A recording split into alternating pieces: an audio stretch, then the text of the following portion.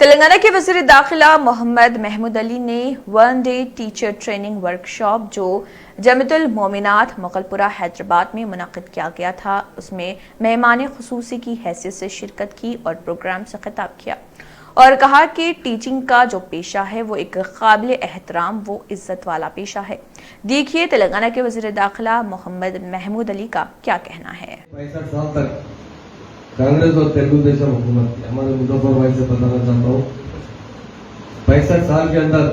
12 residential school تھے جس میں 1820 بچے پڑھتے تھے، اور آج دیکھیے آپ 204 ریزیڈنشل اسکول ہیں اور 84 انٹرمیڈیٹ کالج،